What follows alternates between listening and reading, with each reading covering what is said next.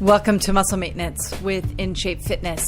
I'm Coach Kim. Thank you so much for joining me. Today's workout and podcast is called Zoom Maintenance. Thank you so much for listening in. Hopefully you're going to not just listen, but also get up and move with us.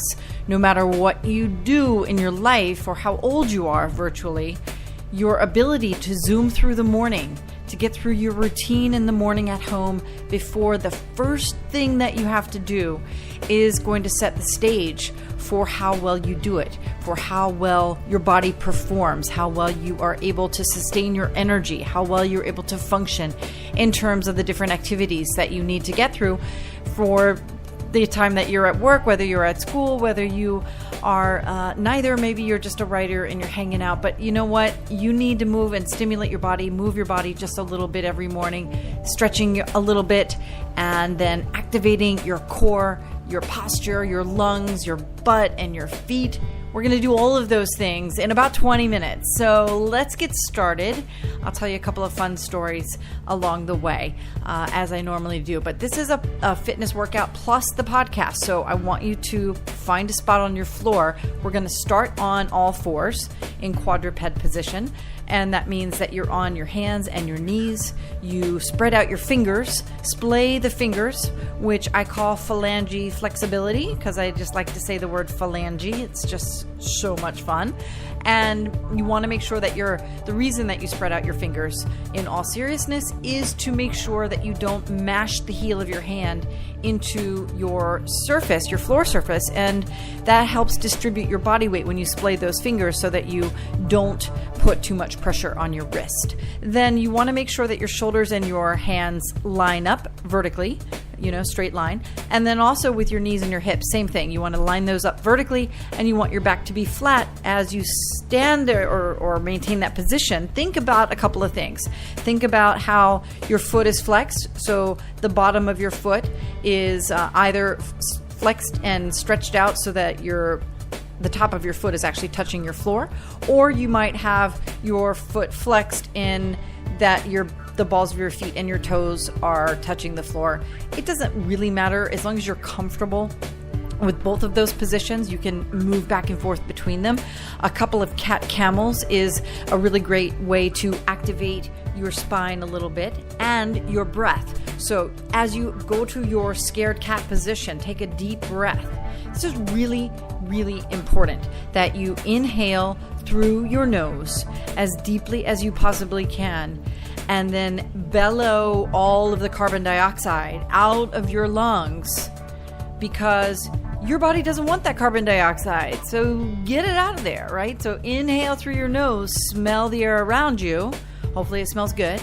And then bellow the carbon dioxide out through your mouth. And as you're inverting your back, so you go from the scared cat to the camel a couple of times, you'll feel like you're activating. Your body is actually starting to move because guess what? The diaphragm, which is that muscle under your lungs, it is contracting and elongating. It's a small muscle, so it's not going to give you a lot of metabolic sort of caloric burn, but it is activating the air circulation in your body, which activates when you send oxygenated blood through your circulatory system. Guess what? You're activating your capillaries. And guess what? All those, just the countless miles of capillaries that you have in your fingertips and in your lower arms and in your toes and in your lower legs, those capillaries are like sleeping soldiers. They don't go to work unless they're called upon. So activate them. And the way that you do that is by taking a few minutes in the morning to do a couple of moves. Now, you've only done one move, right? Cat, camel. It's a yoga posture.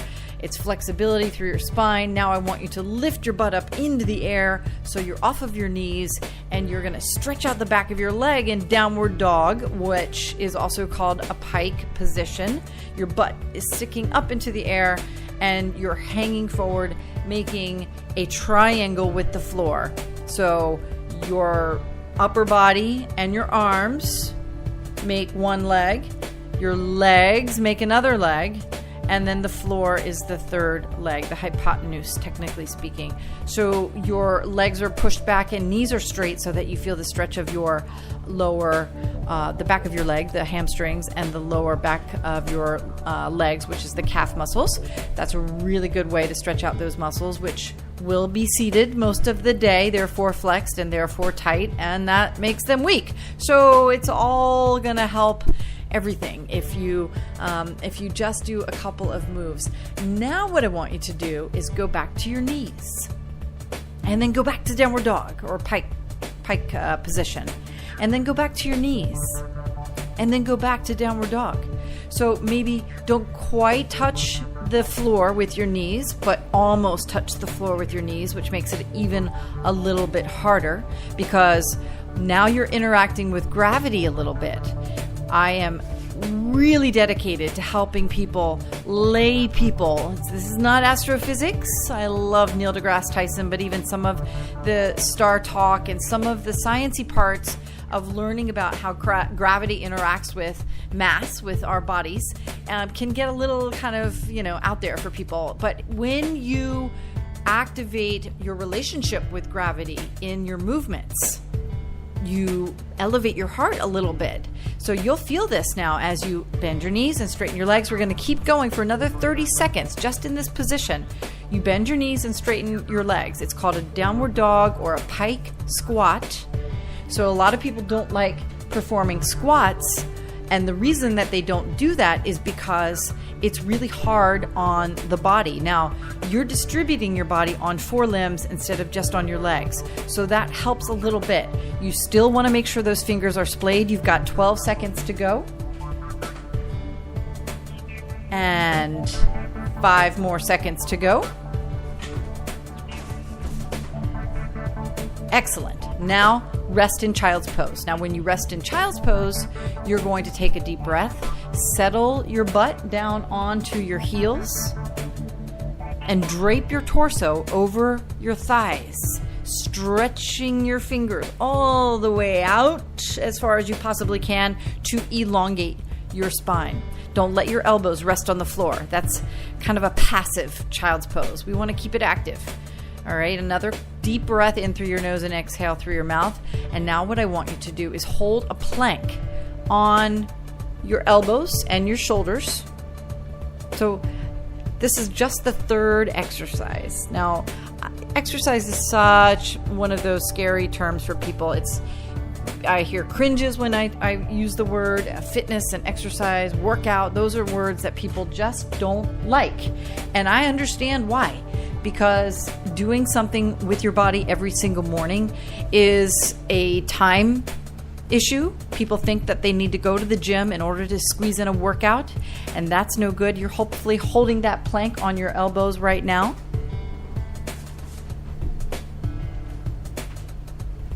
And you're 15 seconds away from that second child's pose to rest.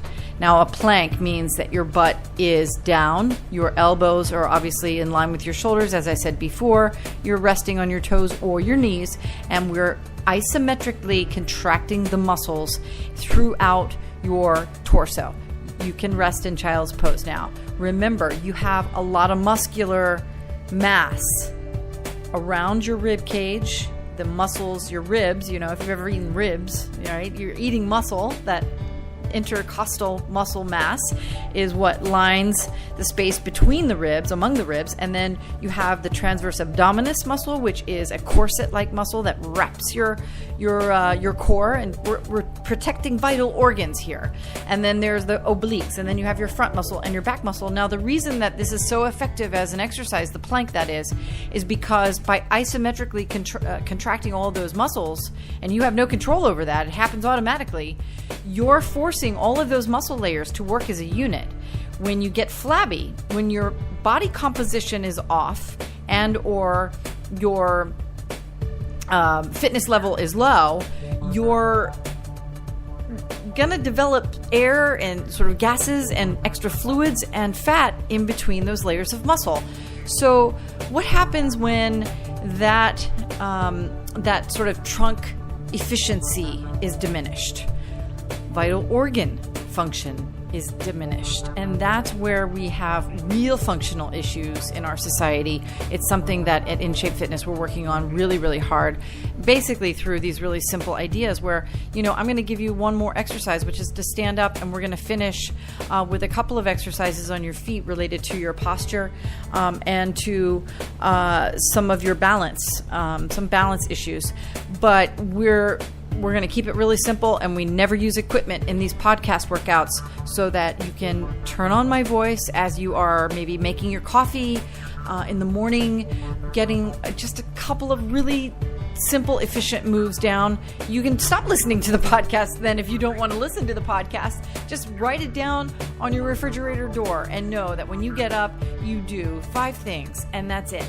4 things even, whatever. It all matters. And once you start activating your metabolism every morning, you will set that routine in motion to live a different kind of exercise life, which is really, really sustainable.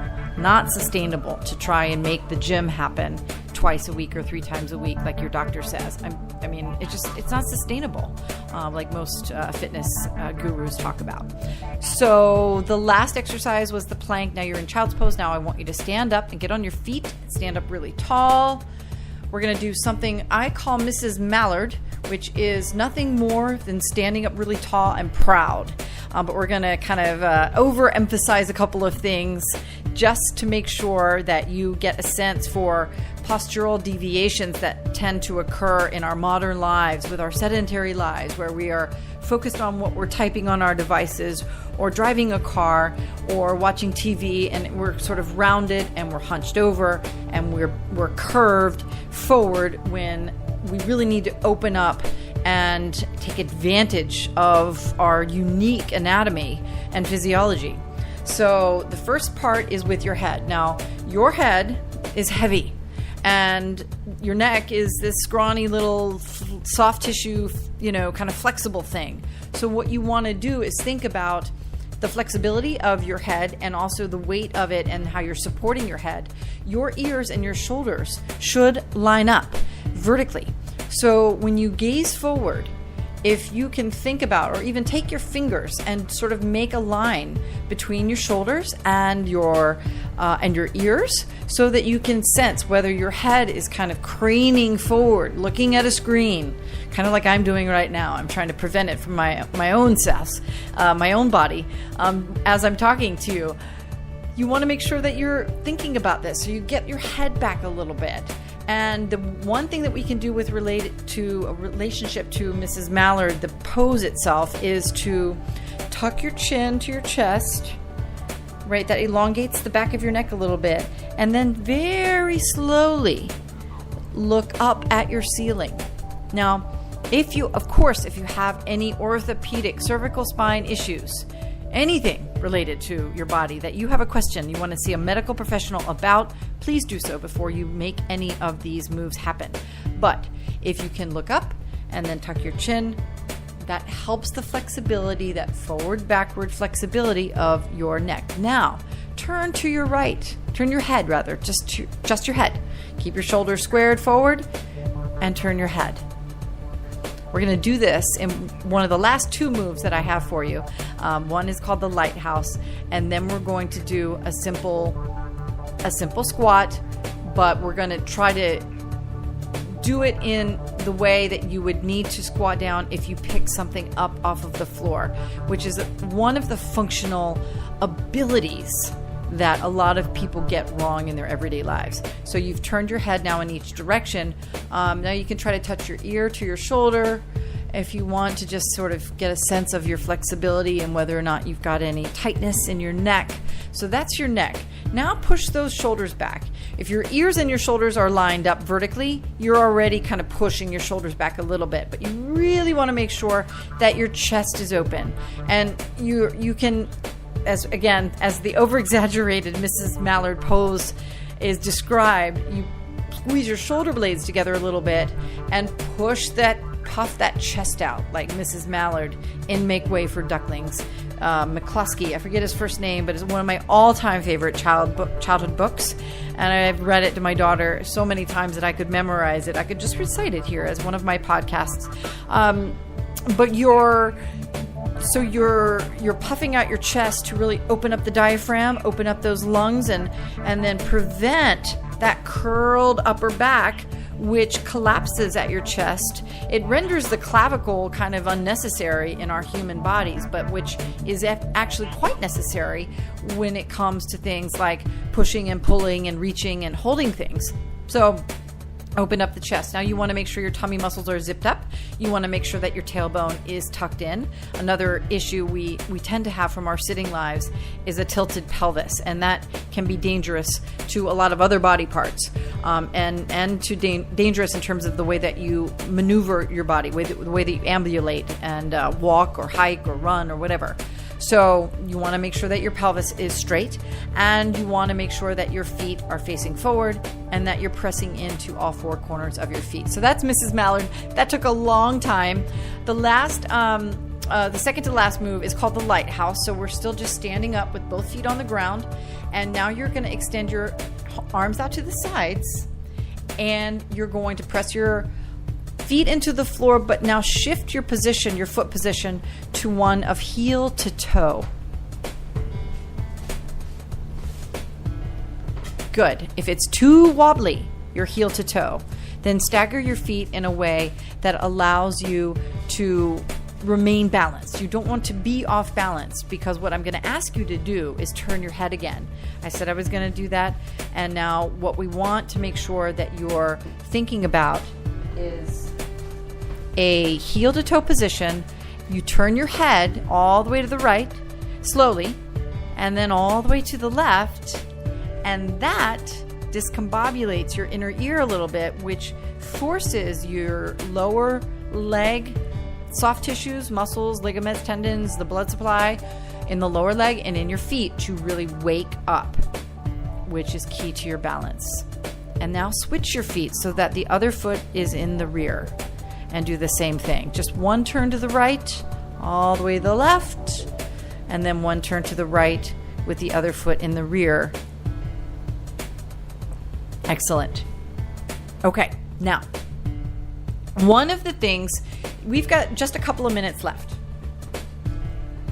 What I want to do is maximize the time for someone who's interested in the actual workout part. So believe it or not, 2-3 minutes really does do a lot. And then what I want you to do, if you are an exerciser and you're interested in doing some walkouts or some burpees, go ahead and get started. Because as you do them, I want you to continue listening to me, because one of the things about walking out push-ups, or you squat all the way down, put your hands on the floor, and you either walk your hands out or you walk your feet or jump your feet back with a burpee into plank and then stand all the way up again. These are really great. You're interacting with gravity. It's a compound movement, which means that you're working multiple body parts in multiple dimensions. But because we don't pick up things from the floor correctly, typically, I also want to make sure that as you're listening, you think about the corrections that need to, the adjustments that you might need to make. When you pick up something from the floor, bending over at the waist and picking up, sort of pointing your head down and reaching forward with your hand to pick something up off of the floor is going to pull on your back, is going to cause issues with your balance, and it alters your center of gravity, and it's going to potentially cause issues with your spine, potentially with your hips, and can do all kinds of wacko-doodle things with the rest of your body parts as well.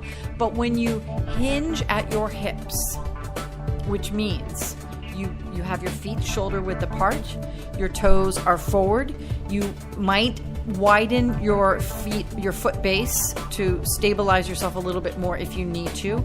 You can even really widen them out and turn your toes out to super widen your base if you need to do this, because this will make it a little harder on your inner thighs. But you want to lower your body straight down, where your butt goes up and down in a straight line, where your chest is still straight, you're lifted, and you're still looking forward.